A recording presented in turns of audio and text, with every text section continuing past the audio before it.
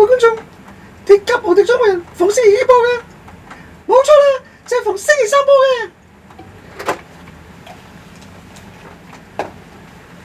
係冇羨慕啲配音員一個人擁有好多把聲呢？其實你同我都得嘅，唔同嘅位置發力有唔同嘅聲音效果嘅。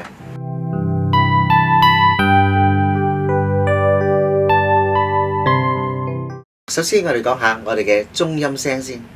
中音聲即係我哋平時最舒服嘅聲音。譬如問你，喂，你好嘛？嗱，唔需要發力嘅，呢個就係我哋嘅中音聲啦。跟住落嚟，我哋褪低少少，係我哋嘅下顎聲。下顎聲我哋比較扁啲咁多嘅。譬如就係，喂，食咗飯未啊？我要食紅蘿蔔啊！通常我配啲鴨仔啊、兔仔啊，就係用下顎聲噶啦。跟住落到喉嚨聲啦。喉嚨聲咧，我哋可以用嚟扮啲老人家噶噃。嗱，譬如阿爺食鹽多過你食米，生瘡多過你生熱肺。啊！喂，幾耐至搞得掂啊？藝術嘅嘢係唔可以心急嘅。藝術嘅嘢係唔可以心急嘅。嗱，跟住喉嚨底咧，我哋可以做一啲效果，就係一啲機械人嘅效果或者電腦聲嘅效果咯噃。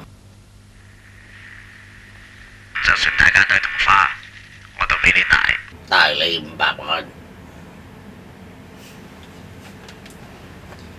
跟住落嚟，我哋落到去心口聲啊！心口聲即係我哋嘅橫膈膜聲。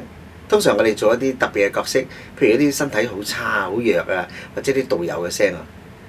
阿 Sir， 我冇估噶，阿 Sir 你冇拉我啊！就係咁啦。頭先我哋講過中音聲以下，跟住講以上嘞噃。嗱，有下顎聲，一定有上顎聲噶啦。通常我哋上顎聲咧係用嚟做啲烏鴉啊、鸚鵡啊、鷯哥咁之類嘅，譬如係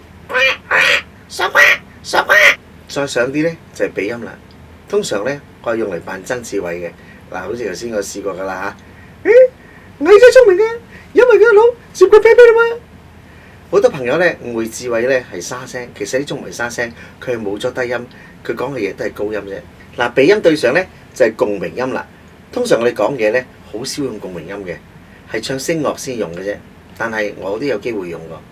咁我做呢種角色咧就好特別嘅，亦都係我年齡嘅極限嚟噶啦，就係 BB 仔。